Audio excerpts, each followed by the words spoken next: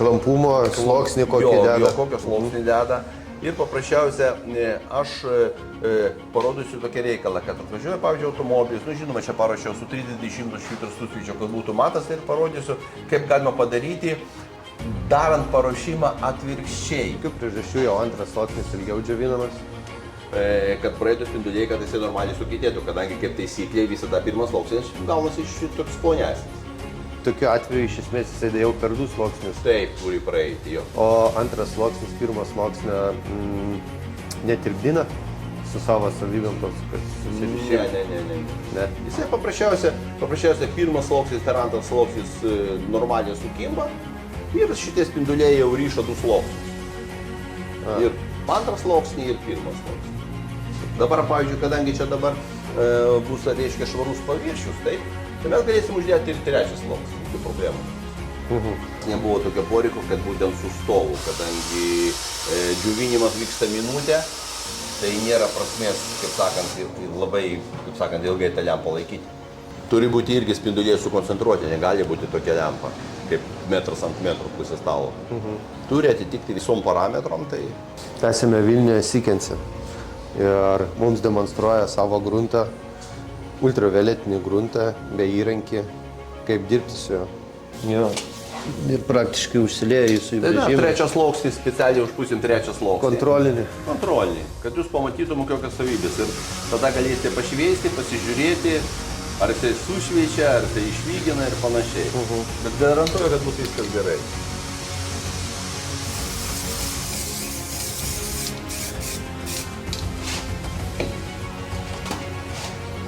Nu ir antras sluoksnis irgi minutė.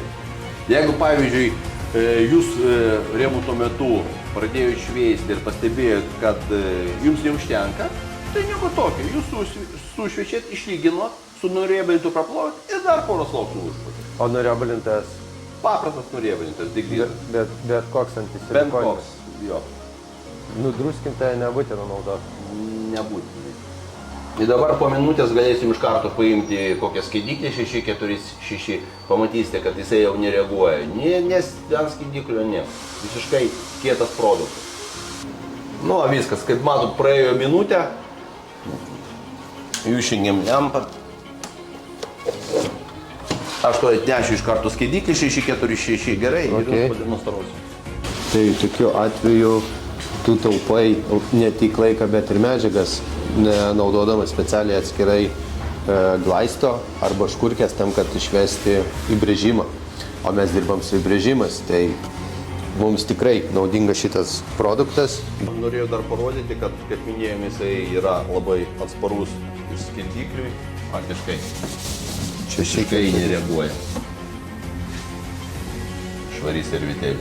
Dabar galite paimti švitrą, nežinau, aš galiu pašviesti arba jūs. Tai mes irgi darbą nebijom. Jo, čia yra 320, patikrinkit, čia yra 320 švitras.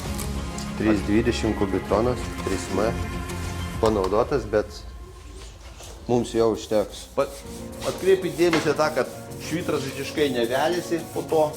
Tačiau pasakyti, kad sluoksnis tikrai storas, ką iš tikrųjų su skaidikliniu aerozoliniais gruntais Iš esmės jau būtum prašveitęs.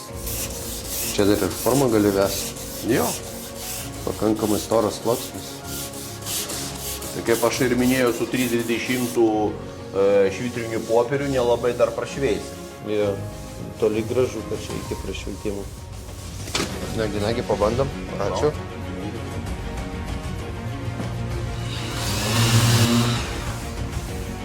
Na va, matom ir sluoksnius iš tikrųjų, 1, 2, 3. Taip. Ir jie nesisluoksniuoja ir sukybė. Na ir praktiškai vėl ten su nuriebalintu praplovėm ir ką? Galim dažyti. Jėga.